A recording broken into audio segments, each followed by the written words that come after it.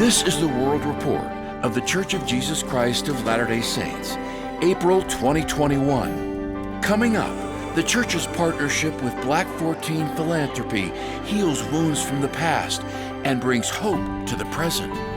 In the face of fires, hurricanes, and other disasters, the Church's helping hands rebuild communities in need. But first, physical, emotional, and spiritual, the Church's COVID-19 response continues to bring peace and healing to the world.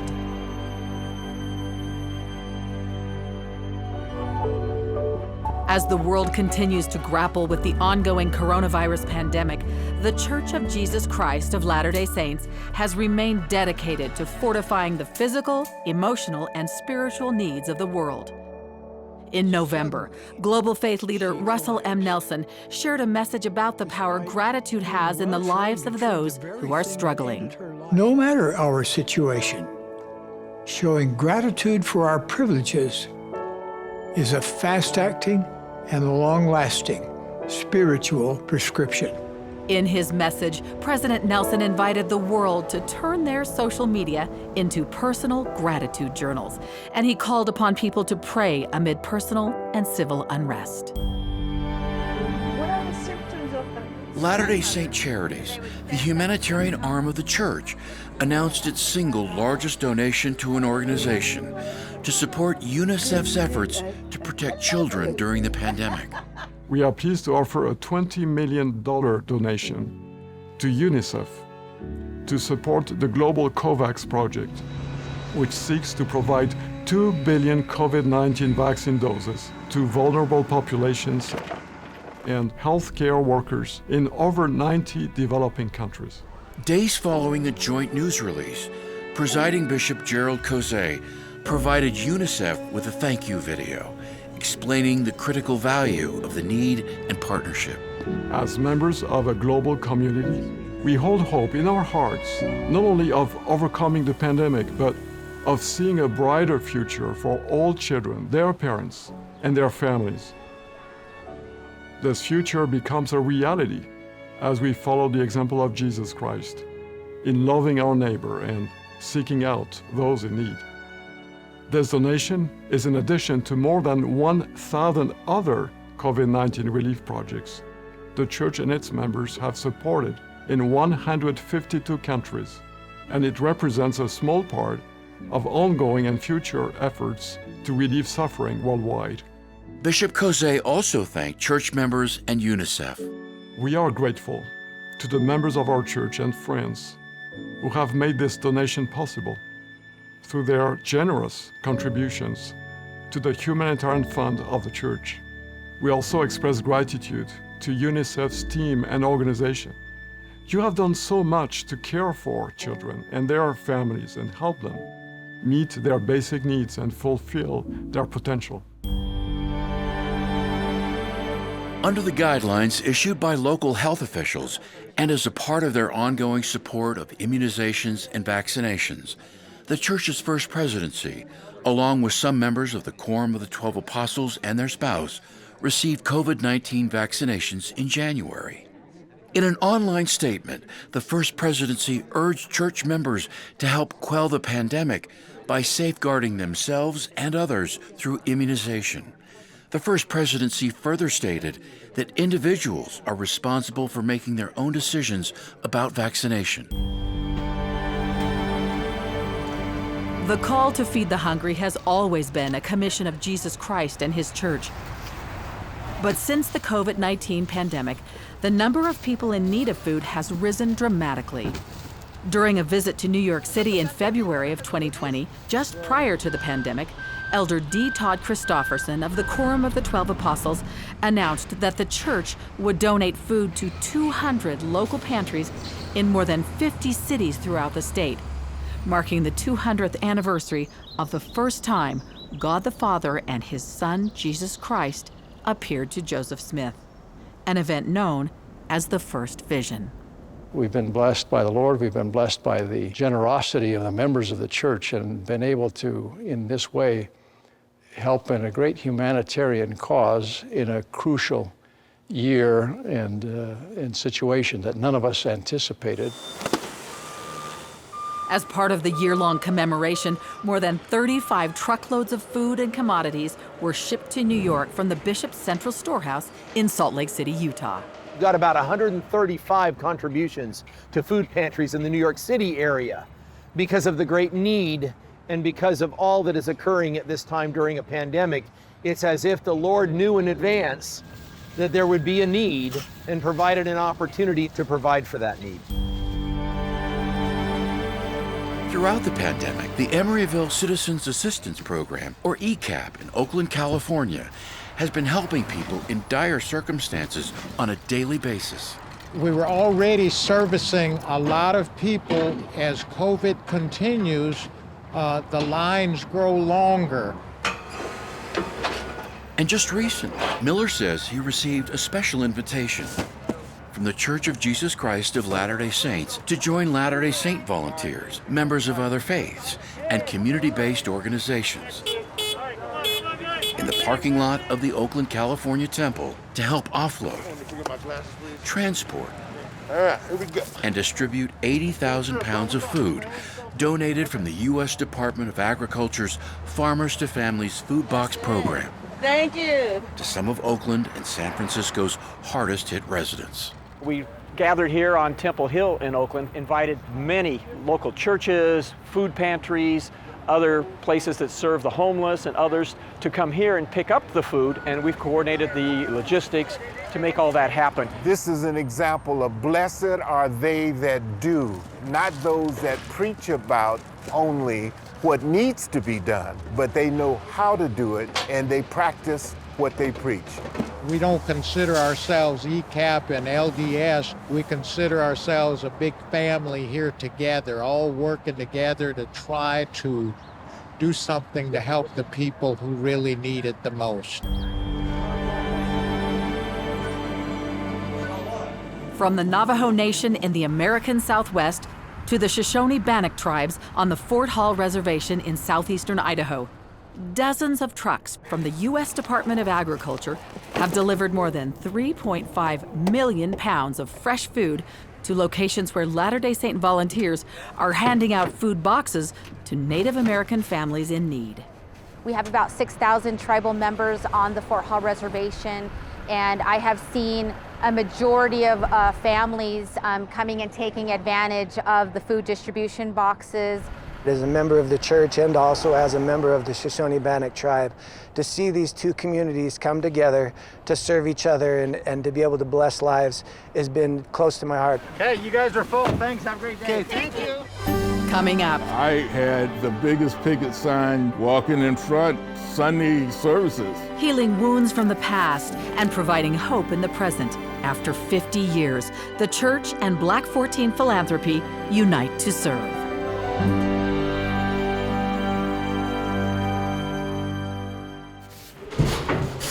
These special labels represent a collaborative effort between the Church of Jesus Christ of Latter-day Saints Do it like this. and the Black 14 Philanthropy. 50 years in the making, born out of redemption, forgiveness, and healing. So all of this, and then to see miraculously how this has all come together has been one of the most amazing things I've ever been part of. 9 trucks loaded with 350,000 pounds of non-perishable food, delivered to cities across the United States just days before Thanksgiving, the country's holiday, to reflect on gratitude. Appropriately, it ended where the idea began, Wilmington, North Carolina, the hometown of Mel Hamilton, a member of the Black 14. Mel says he was inspired by a plea on the radio to help those suffering from lack of food. God got his hands in all of this, and so he took me and told me to do this, and here we are today. Mel reached out to the church, and history was made. He reaches out to me and he said, "Will you help?" And I said, "What do you need?" And the basic message was, "We really care about you. Let us help. Let us mend the fences. Let us put the past in the past and just look to the future about what we're trying to accomplish." But the collaboration between the church and Black 14 Philanthropy has its roots in a contentious incident back in 1969. 14 black players on the University of Wyoming football team wanted to wear black armbands for their matchup against Brigham Young University to protest a church policy at the time that didn't allow black men to hold the priesthood. The Black 14's desire to protest resulted in their dismissal from the team. The decision caused a rift between students and university administrators, division in the Laramie community, and hard feelings toward BYU that lasted decades. But an experience in 2005 at the church's Institute of Religion on campus changed Mel's perspective and began the mending of wounded hearts. We invited Mel to come and speak at the Institute. He said, "I can't believe it. I picketed this building the year I was kicked off the football team." I had the biggest picket sign you can imagine walking in front Sunday services. During that visit, Mel witnessed the association of black student leaders and Latter-day Saint students, joined in making and handing out armbands, a tradition to remember the Black 14 whenever the Cowboys and Cougars play. I just broke down and cried, and I did not believe that would ever happen. I had to, at that point, let people know that the LDS were my friends and never were my enemies. From there, Mel and his family were invited to visit church headquarters and its humanitarian food production and distribution operations. It was very impressive, the organization. And I had no idea that they did all the things that you do, especially in the way of feeding people. They also attended General Conference and were introduced to church leaders, such as fellow gridiron athlete and former BYU All-American quarterback and NFL quarterback Gifford Nielsen, now a general authority in the church. Things clicked. So when I first met Mel, we had this instant connection because I'm a quarterback and he's an offensive lineman. God knows what he's doing. And he put us together and it was instant. That newly found friendship moved mountains of food, to grateful communities straining under current conditions. 86,000 pounds of food made its way to the Cathedral Home, the University of Wyoming, and the Wind River Indian Reservation, home of the Northern Arapaho and Eastern Shoshone tribes. It means a great deal to have the food delivered. The kids who live here at Cathedral Home are with us for 9 to 12 months. So that's 3 meals a day for a year. We normally distribute about 200 to 300 pounds of food per week. So if you do the math, 20,000 pounds of food is going to sustain us for a very long time. We are about a 70% unemployment rate here on the reservation. And there is, unfortunately, a lot of poverty and low-income families that really will benefit from this. The food donations set in motion a positive synergy between the church and Black 14 philanthropy that's already paying dividends. The partnership is already producing Black 14 t-shirts like this that will include the BYU logo and possibly the UW logo as well. Proceeds will help young people with education and hunger. God works in mysterious ways. I've met some fine people. I've got a new direction late in life to do something further to help people. There are going to be so many more stories coming out of this. This is only the beginning, really, of a miraculous coming together. When we come back. They were able to take that tragedy and turn it into a miracle of love. From Oregon to Louisiana, from Salt Lake City to the Navajo Nation, in the aftermath of disaster, helping hands provide food, shelter, and love. In early September, heavy damage caused by a severe canyon windstorm in northern Utah is providing assistance to a community in great need some 300 miles away. Yeah, this is just incredible, man. I can't say thank you enough. I'm gonna cry. The near 100-mile-per-hour winds damaged homes and property, triggered widespread power outages, and caused at least one death. But this one that we had a couple weeks ago knocked a lot of trees over, power lines down. We went around the neighborhood, we cut up trees and that to get them off people's lawns. So, you know, if we can come here and put this wood to good use, then I'm all for it. In the aftermath, thousands of volunteers, many of them Latter-day Saints, as well as others throughout the area, answered the first call to help neighbors and strangers alike with a massive cleanup, including the countless destroyed or heavily damaged trees. With news of the windstorm making headlines, southeastern Utah Navajo Nation residents and community leaders, including Pete Sands, issued a second call for help. You know, when I first started, it was just me going out and collecting firewood on my own. People heard what I was doing and they wanted to help. So with COVID-19, most of the people on the Navajo reservation haven't been able to gather wood. And that may not sound like that big a deal to us, but for them, that's the only heat and generally the only way that they can cook food. This solved what could have been just a horrible disaster for them. And it will bless lives in ways that we can't even begin to imagine. In just over 3 weeks, and with the help of various partners, including the Church of Jesus Christ of Latter-day Saints, the state of Utah, Salt Lake County government, and Utah Navajo Health System, among others, 80 truck drivers carrying more than 3 million pounds of wood and counting are making their way to Native Americans across Utah as part of the project. Everyone who's involved has been willing to freely donate their time, their trucks, the fuel. It just shows the generosity of this community. It's a tragedy to see those trees go down, but they were able to take that tragedy and turn it into a miracle of love, a feeling of warmth that is not just in the wood that will burn, but in the hearts that will swell with love. It'll give for a long time.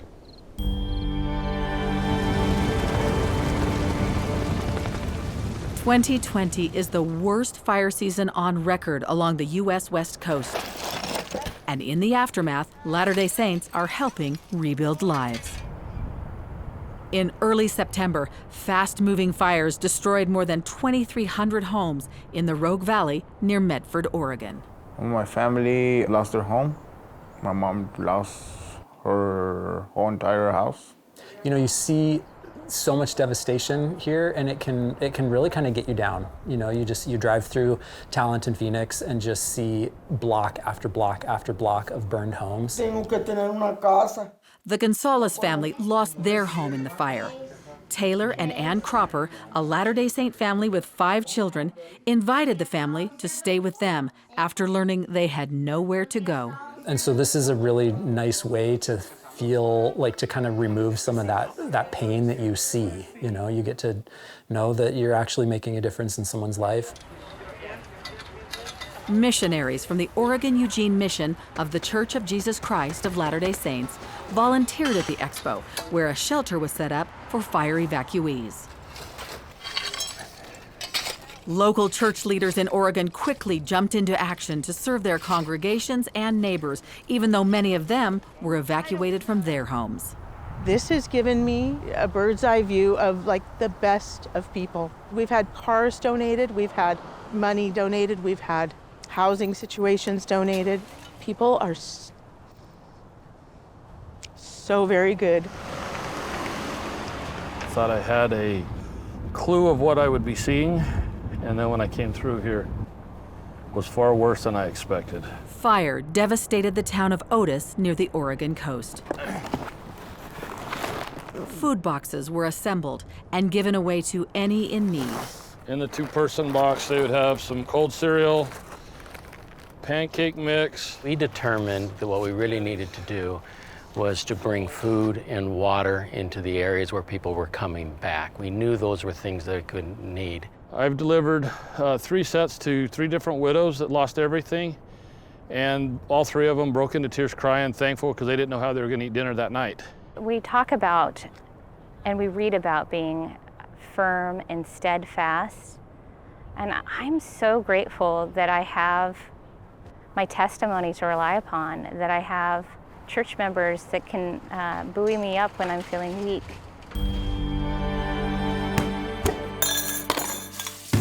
Like clockwork each week, missionaries change from dress shirts and ties into jeans and t-shirts to give much-needed service to a community suffering from the fallout of COVID-caused lockdowns. During the first few weeks of the pandemic, more than 250 missionaries in the California San Jose mission were locked down. We were stuck inside our apartments, had nothing to do. The thing that really was the saving grace was them doing humanitarian service projects. So we went to work immediately with partners, and enormously grateful that great partners like Second Harvest Food Bank and the Latter-day Saints stepped up immediately. We had this opportunity to come out, and then we came here and we just started putting produce in boxes. It has helped tremendously for their spirits, their mental health and well-being, to be able to get out and serve. We're called a food bank, but really when you look at our warehouses and our fleet of trucks, it's really important to recognize the huge scale we have. Second Harvest distributes about 12 million pounds of food each month. That's fresh and non-perishable sustenance to about 500,000 people. You know that each box that you put out, it's a family. It's someone that you're feeding. You're serving God's children. Over the past 10 months, missionaries have exceeded 13,000 volunteer hours at Second Harvest, more than any other organization. I can't even put into words the gratitude we have. There is no way we would have been able to ramp up like this without that consistent support. Each week, dozens of trucks leave Second Harvest loaded with food. That includes boxes packed by missionary hands. The Portuguese Community Center in San Jose is one of those locations where missionary-packed boxes of groceries are distributed and prepared. Meals are delivered to the homebound, and Latter-day Saint missionaries are there to help. We are giving out food, but also just taking the time to really talk with them, trying to just brighten up their day, spread some positivity when they need it, because it's hard out there. Those accepting these offerings, and perhaps a kind word, say it's indeed a blessing when trying to make ends meet in such difficult times. We don't need to worry. There's food in the house. I have a little son. He's 2 years old. It helps a lot.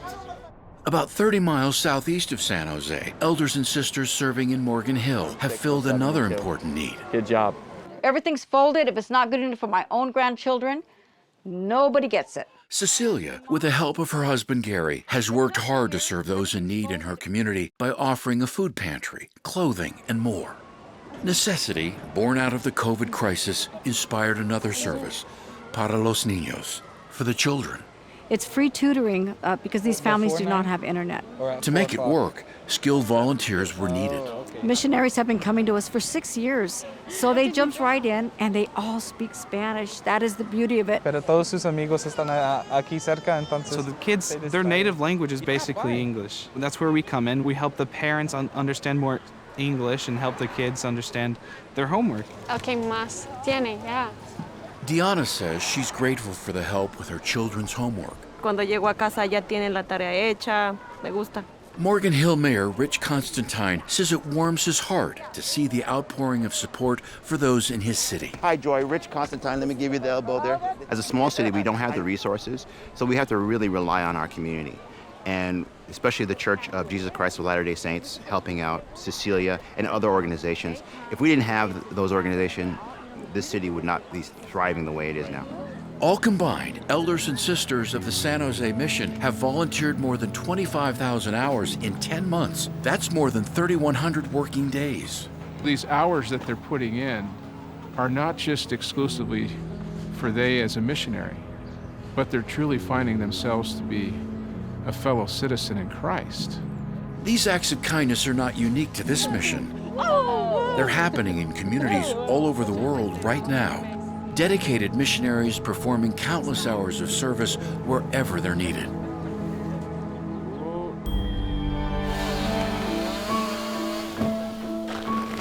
God sent crew. I believe in God and I know it's of God. And this crew here taking other trees that's down in the yard, and God knows I appreciate that. In a period of 6 weeks, 3 hurricanes struck the Gulf Coast from southeast Texas to the Florida Panhandle. With each disaster, the Church of Jesus Christ of Latter-day Saints organizes before and after to provide a helping hand. And here's how. Once we see something brewing in the Atlantic or in the Gulf, we'll try to determine where command centers should be set up. As a command center staff, we start showing up at least Friday by noon. You guys are making calls, right? We coordinate with the Bishop's Storehouse for the truck to arrive so that the supplies can be unloaded and staged properly. We've learned that the full-time missionaries is a great resource. This disaster has allowed them to get into the community, but also feel like they can give service. Thank you so much for this opportunity to help you. Teams start arriving at night and checking in. Come over here and we can check in. Some of these workers have driven 6-7 hours, to be there. Are you camping here? Yes, I'm right here. Yeah, so if you just... Team captain is the one coming in and grabbing the work orders, and we're assigning that work. They're geographically together. That's what the command center's job is to prioritize those work orders, to identify where to send all of these volunteers that are coming in. This is going to be mostly done, so I'm thinking maybe like start here and go west. Okay. So that we make the greatest impact into the community. It's amazing to see the unification that happens when a stake or a ward donates volunteers. Number 97. 97, okay. Okay, so mostly trees, some tarps. They become unified in the gospel. All age, race, color, all those divisions are wiped away when they're out just helping someone. We're here because we love to serve and we show love and kindness to others like the Savior did. It's just a godsend. A coalition of Jesus' followers. I'm Catholic and I have Mormons and Baptists helping me clean my yard. The Lord commands us to let our light so shine. And I think that's why we picked the color yellow, is so that we shine and to provide light for those that are maybe sitting in darkness after a disaster. Amen. Thank you. This tree right here is the one that fell on my house, and I was in the bedroom when it fell. And I called for help, and they came and helped me today, which was such a blessing. After one of these storms come through, it makes you feel like your whole life is upside down, and to be able to see the emotions and the people that we're helping, and just a really very spiritual, emotional day. On Sunday morning when the workers wake up, they're able to gather together in their own team at their campsite and have the sacrament.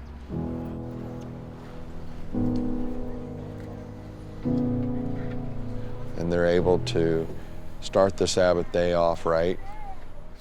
We gathered today so that we can serve. And be able to go out and work a few work orders, but it gives them that spiritual protection, reminding them that when you're in the service of your fellow men, you're in the service of our God. Up next, in a world of unrest, the First Presidency and the Quorum of the 12 Apostles bring their witness of Christ to the world. And later, Latter-day Saint Charities and a Greek Orthodox nun partner in a unique way to feed the hungry.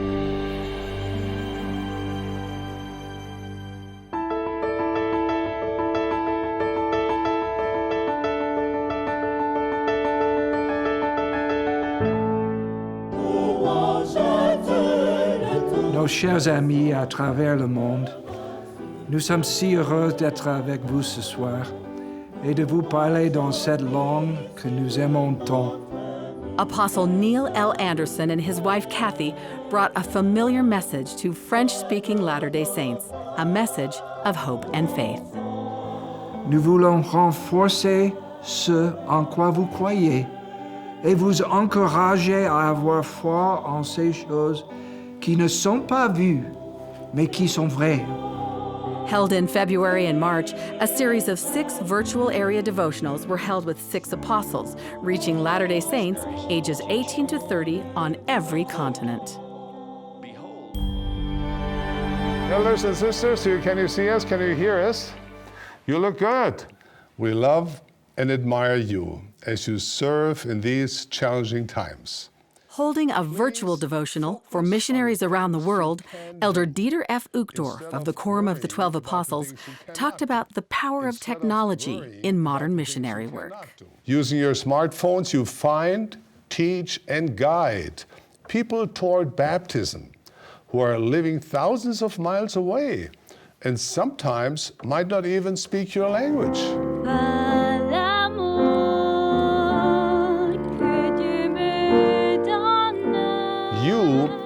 use your smartphones to make impressive video productions. Just because we're behind a screen doesn't mean we're providing entertainment. We are helping people come closer to Jesus Christ and providing them with spiritual nourishment. We, and the people we teach, can come closer to our Savior, Jesus Christ. Each of you has specific gifts. Use them, share them, help each other to discover them, and the Lord will hasten the work. The world is a fragile place. At the Fort Worth Summit for Religious Freedom in October, Elder Ulysses Suarez of the Quorum of the 12 Apostles talked about how to safely navigate the sharp differences of opinion and views that have arisen amid the recent pandemic and worldwide unrest. Societies flourish when both law and culture recognize, respect, and protect the value of each person. I'm grateful and honored to participate with you in this G20 Interfaith Forum. Speaking about the essential nature of religious freedom during the pandemic, Elder David A. Bednar of the Quorum of the 12 Apostles became the fourth church leader to speak at the G20 Interfaith Forum, hosted virtually this past October by Saudi Arabia. My call is for respect, accommodation, and cooperation, for creative solutions that mitigate the threat of COVID-19 while not cutting people off from an essential part of their lives. Only the gospel of Jesus Christ can unite and bring peace to people of all races and nationalities. Following an increase in societal and racial tensions in the United States in 2020, Dallin H. Oaks of the church's First Presidency spoke at a devotional on the campus of Brigham Young University, where he addressed the topics of racism, building bridges, and healing by looking to the future. We who believe in that gospel, whatever our origins, must unite in love of each other and of our Savior, Jesus Christ. Let us not open a quarrel between the past and the present, lest we jeopardize our attempts to improve our future. At the start of the new year, Elder Garrett W. Gong of the Quorum of the 12 Apostles held a fireside broadcast for the church's 2.3 million single adults ages 18 to 30, where he invited them to receive the blessings of 3 special invitations. Be still and know that God is God. Let His goodness, His creations, stir your imagination, calm and assure your heart. Change the future now. Nurture multi-generational relationships that will bless you and those around you for years to come. And trust the Lord of the harvest to help you become a better you. I am pleased to announce plans for the construction of 6 new temples. Coming up, new temples are announced. Ground is broken for a record number of temples, and operating temples begin to reopen. We'll take you there.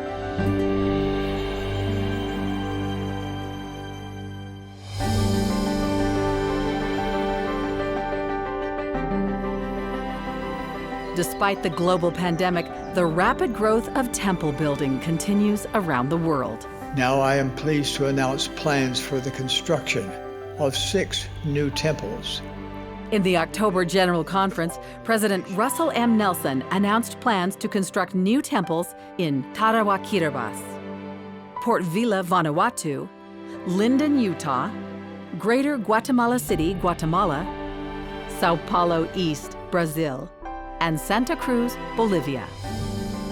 Since the October General Conference, ground has been broken for 13 previously announced temples. In the United States, ground was broken for temples in Moses Lake, Washington, Taylorsville and Red Cliffs, Utah, Bentonville, Arkansas, and McAllen, Texas. In Central and South America, ground was broken for temples in Salta and Mendoza, Argentina, Coban, Guatemala, and Antofagasta, Chile. In the Pacific, Asia, and the continent of Africa, ground was broken for temples in Bengaluru, India, Okinawa, Japan, Davao, Philippines, and Harare, Zimbabwe. Welcome to the Phase 3 Temple Experience. Your time in the temple in this new phase of temple reopening will feel both familiar and different. In May 2020, the church began reopening existing temples using a COVID-cautious 4-phase approach. Many temples have already moved through phases 1 and 2, and in December, the First Presidency of the Church announced that select temples would begin phase 3. This allows for all temple ordinances to be performed, but with a limited capacity.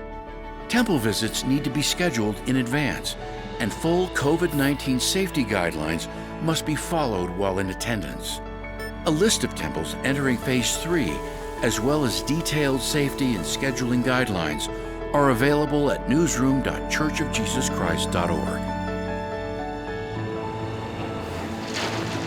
The Temple Square renovation project continues in Salt Lake City with a new phase, repairing leaky concrete decking on the East Plaza, which sits atop an employee parking garage, and creating new landscaping with a global feel. We'll have a large circle of flags here from many nations of the world. That will help celebrate the international nature of the Church of Jesus Christ of Latter-day Saints. With the end result to direct more focus toward the temple. The landscaping on this plaza and around the temple will open up access to the temple and make it more inviting for people to feel welcome here. Work also progresses at the temple site. Stones are being removed with the help of scaffolding and a crane. Interlocking pilings will shore up the soil around the foundation of the temple for the seismic base isolation system. Excavation nears completion for the new 3-level addition as drilling begins on a tunnel that will connect to the conference center. This was accomplished even during a tumultuous 2020. We've had pandemic, we've had earthquake and major windstorms, but the work for renewing the temple has continued in full force. And renewed optimism for what lies ahead. I find miracles in seeking answers to problems and solutions to this difficult work, and I know that the Lord is guiding us. United across continents and time, the Young Women Organization turns 150. The virtual 2021 Youth Music Festival shares testimony through song, and the first friend-to-friend event connects primary children in 13 languages. These stories and more in the news.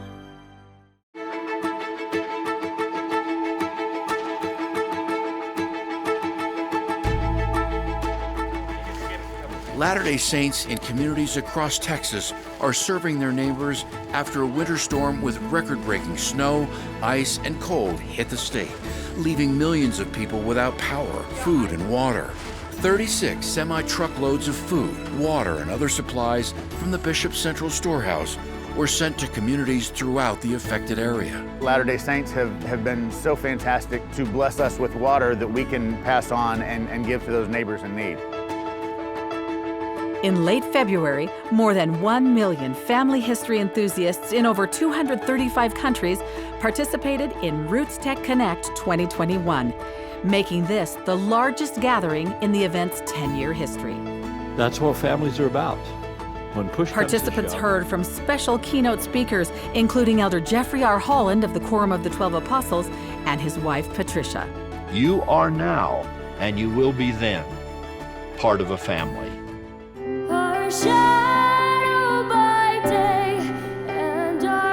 In November, young women from around the world gathered to celebrate the 150th anniversary of the founding of the church's Young Women organization, commemorated by a multilingual broadcast from the conference center in Salt Lake City. Our hopes are that young women watching this will feel part of something. They'll feel like they belong to hundreds and thousands of young women across the globe who share their values and their commitment to Jesus Christ. Free my soul. The strength of testimony shared through the power of music. The virtual 2021 Youth Music Festival was live streamed in March, featuring personal testimonies and music by the youth of the church from around the world. Music is like the best way to spread the gospel and a message that you want other people to hear throughout the world.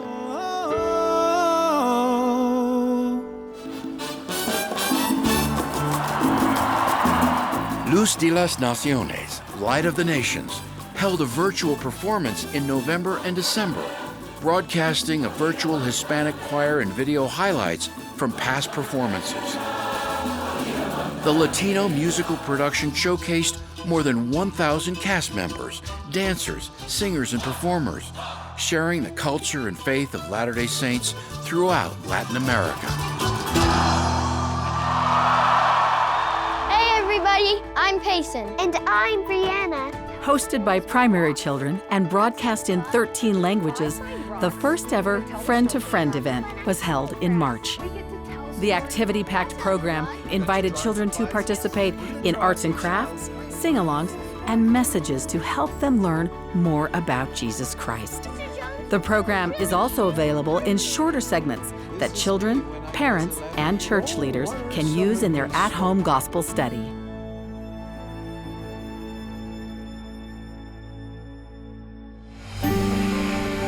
On the outside, a shipping container. On the inside, a miracle. We'll take you to the mobile automatic bakery that's feeding thousands of families. It's a biblical anecdote to be able to share bread. It's a spiritual experience.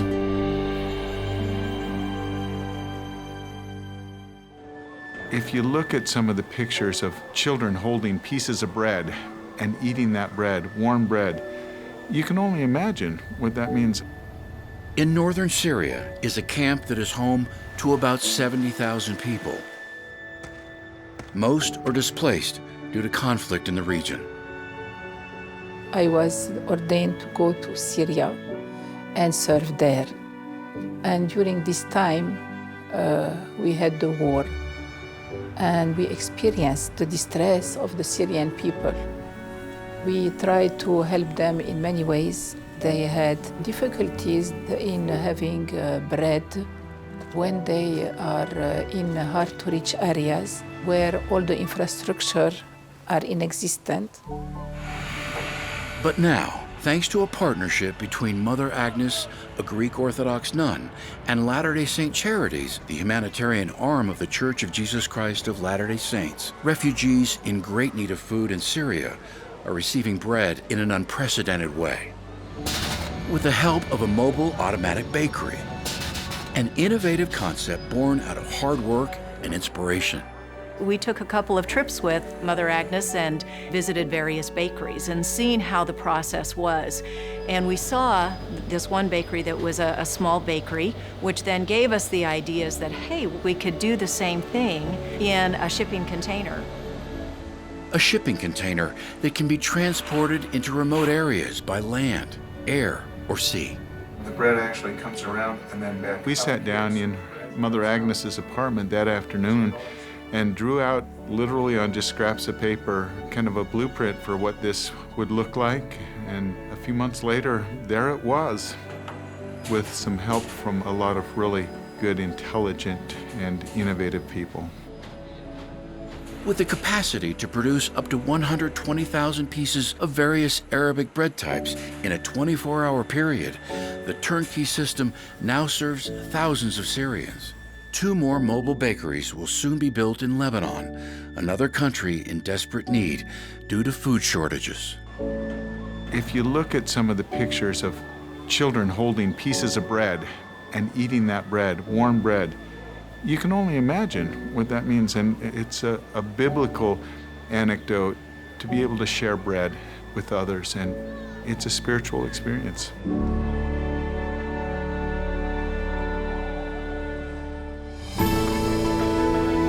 This has been The World Report for The Church of Jesus Christ of Latter-day Saints, April 2021. To watch The World Report online, visit newsroom.churchofjesuschrist.org.